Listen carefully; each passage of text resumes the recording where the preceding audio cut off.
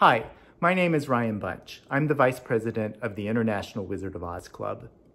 I joined the club when I was 10 years old because I had discovered the Oz books in my local library a couple of years earlier, and I loved to read about Oz. Today, I'm going to read a story about Oz that appeared in the 1974 Oziana, which is our annual publication that includes new and original stories about Oz. The story that I'm going to read today is by J. Delkin, and it's entitled The Mysterious Palace of Vaux. It begins with a note from the author. From time to time, one encounters illustrations in the Oz books that seem to be completely unrelated to the events taking place. One such illustration is on page 114 of Dorothy and the Wizard in Oz, showing a mysterious palace in the underground valley of Vaux. And I have my copy of the Dorothy and the Wizard in Oz right here so that you can see in the background of this illustration the palace that he's talking about. He continues, "The following is written in the belief that behind every such illustration, there must be some kind of story. This, therefore, is the story of the mysterious palace of Vaux, as illustrated on page 114 of the fourth Oz book.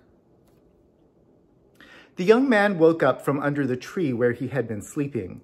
Unfortunately, his memory was completely gone. For the first few minutes, the young man was disoriented, much as had been the Sawhorse upon being brought to life by Tip in the land of Oz. He stumbled about aimlessly, not knowing quite what to do with himself or how he came to be where he was. But as he collected his thoughts, he realized that the first order of business was to search for his true identity. 'The bears are coming! Run for the palace!' shouted a strange voice from an unseen man standing near him. The young man was in the underground valley of Vaux, where the natives eat the dama fruit and so become invisible. 'Bears?' asked the young man. 'Don't argue. If you want to remain in one piece, run for the palace. The bears can't follow you in there.' The urgency of this message convinced the young man to take to his heels and run as fast as he could. The period of disorientation was in the past. Nothing serves to orient someone so much as an urgent need to escape an immediate danger. There was no further need to wonder what to do with himself. The obvious course of action was to get inside that palace as quickly as possible. In fact, he made it inside the palace just in time, for once inside the door, he could feel the hot breath of the bears upon him. This door immediately closed and locked behind him, and there seemed to be no way to open it. After sufficient time had elapsed for the bears to depart, the young man tried to open the door through which he had come, but this proved to be impossible, as the doorknob would not even turn. Unless there was another entrance to the palace, the young man seemed to be a prisoner in it. At this point, he found it useful to look around and see where he was and what course of action he might embark upon. He found himself in a large room, completely devoid of furniture, except for a portrait on the wall, a portrait of a kindly-looking man with a mustache and an unlit cigar in his mouth. Underneath were the initials LFB. There was a second door at the opposite end of the room. "Your name for now is Gurfus," said a mysterious voice from some unseen person. "You are under an enchantment and therefore assuming a strange form. You will undergo adventures that will severely test your stamina. But I can promise you that when you first cast your eyes on the form of the Wizard of Oz, your enchantment will be instantly broken. You will know who you really are, and you will assume your own true form with your memory restored." "Where do I find this wizard, and how do I get out of this palace?" asked Gurfus. But the voice did not answer. Gurfus was now seemingly alone in the room, as the other person, if indeed he was still there, made no further sound at all.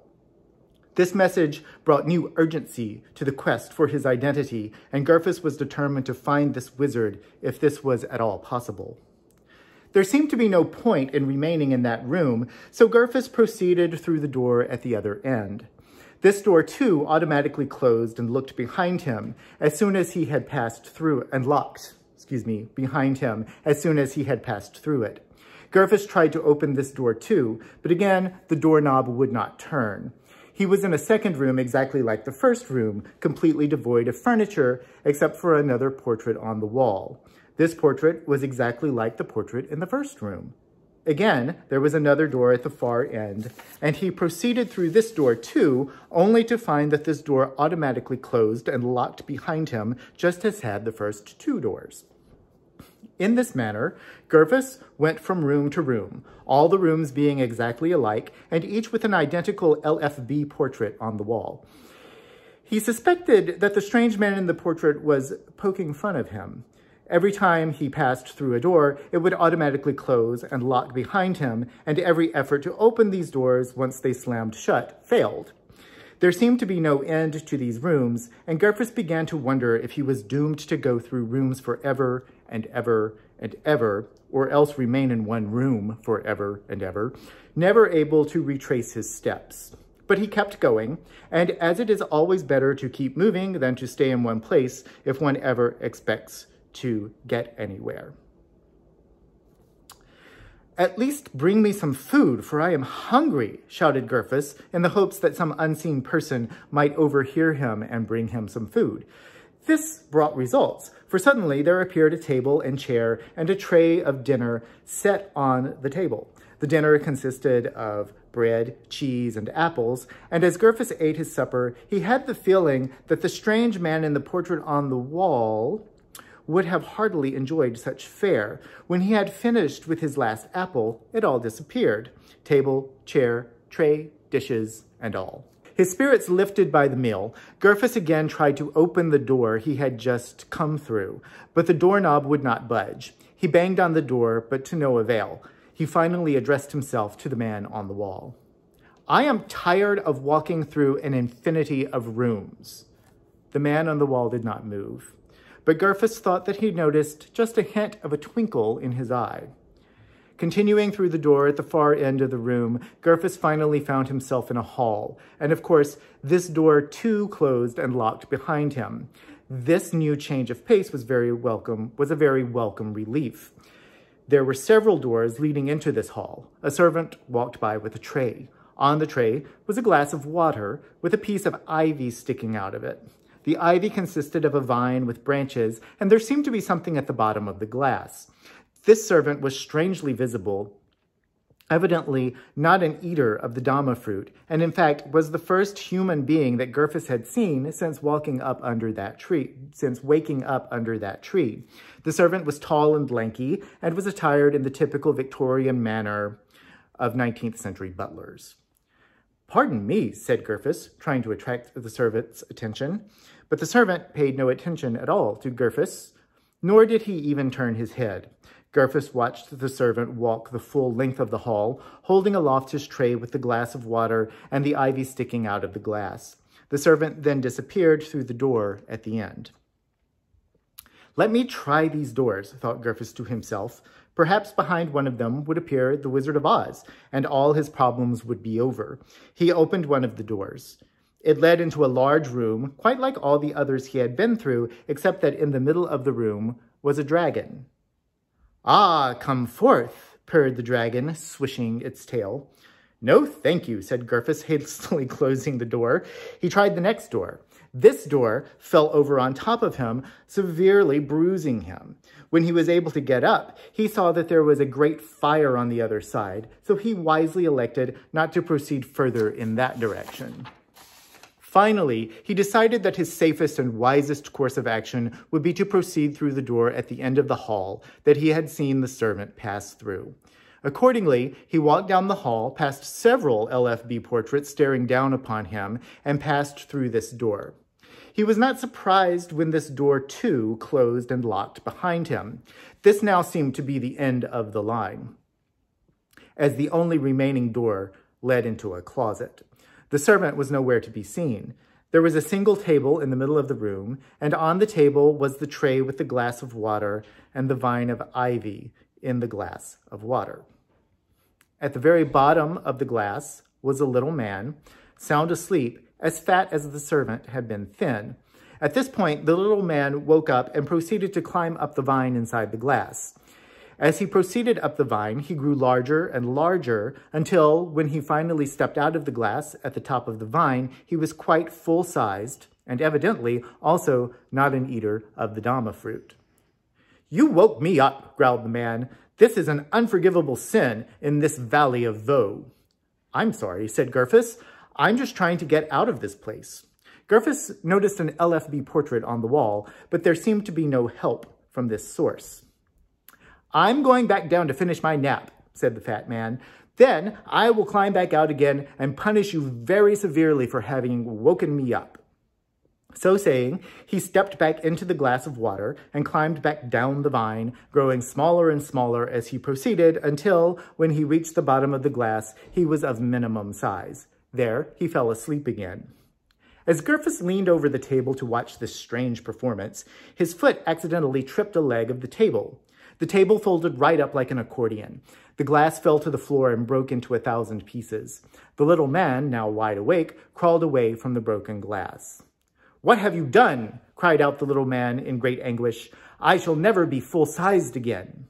But Gerfus was tired of being a prisoner in this strange palace and was determined to somehow find the Wizard of Oz. He placed his foot right over the wee little head of the little man, just a fraction of an inch away. "Tell me how to get out of this palace and how to find the Wizard of Oz, or you will soon be as flat as a pancake." All right, don't hurt me," exclaimed the little man. "Walk into the closet where you will find a big trunk. Just climb into the trunk and await developments." "How do I know that I can trust you?" asked Gerfus. "You'd better trust me, and quickly, before the servant returns," said the little man. "If he sees what havoc you have wrought here, you will be doomed to walk through rooms for the rest of eternity." "No, I don't want an eternity of walking through rooms," exclaimed Gerfus with some emotion. He proceeded on into the closet. As he did so, the closet door shut and locked on him. Gerfus sat down in the trunk, and the trunk lid slammed shut. He was apparently in his final prison, for the trunk lid could not be forced open. "I should never have trusted that little man," said Gerfus to himself. Time passed. Gerfus thought that he could feel the trunk moving, but he couldn't say for sure. Since there was nothing else to do, he lay there, wondering if there were anything that he could do. After some time, Gerfus made a very interesting discovery. He had closed his eyes, and with his eyes closed, he could not feel the trunk at all. In fact, he found that he could stand right up, there being no obstructions whatever. Being sure to keep his eyes shut, he in fact climbed up and walked several paces before he dared to open his eyes. Upon opening his eyes, he found himself in the throne room of the Royal Palace of Oz in the Emerald City. There was no trunk in sight. "Well done," exclaimed Glinda. "You have successfully completed the initiation rites." "Look into the mirror on the wall," commanded Ozma. "It will show you your true form." Gerfus looked into the mirror. As he did so, his true form came back. The enchantment was broken, and his memory was completely restored. The quest was over. "Welcome to the Fraternal Order of Practicing Workers of Magic," proclaimed Glinda, laying a special cloak over his shoulders as he bowed low before her. "You are now the second member of this highly esteemed order in the land of Oz and the 47th in the universe." "You have certainly come a long way since your humbug days," said Ozma, proud of her wizard. "I have learned a lot, too, in the intervening years," said the wizard. "I can do a few more things now than simply make soap bubbles. But tell me, what will become of that little man who fell out of that glass of water when it broke?" Glinda laughed. "The little man is right here," she said, motioning for the Guardian of the Gates to come forth. The Guardian of the Gates, now quite full-sized and as fat as ever, was a friendly man with a hearty chuckle and a twinkle in his eye. "You rogue!" roared the wizard, putting his arm around him. "And the servant?" The soldier with the green whiskers came forth. "Here is the servant," said Glinda. "We shaved off his whiskers for the servant role so that he would look more authentic in the part." But in the meantime, Glinda had easily restored the green whiskers by means of a magic word to that effect. The wizard laughed. "You could have passed through any of those doors with your eyes closed," explained Ozma. "They were only barriers when you had your eyes open." I think that if you ever make a third trip to Vaux, you will find that palace quite ordinary, said Glinda. As a matter of fact, you were going through only a small number of rooms, but the same ones over and over again as they were arranged in a circle. The palace is actually the residence of the King of Vaux, who is really a most pleasant fellow and will be glad to treat you as an honored guest the next time you happen to drop by. The end.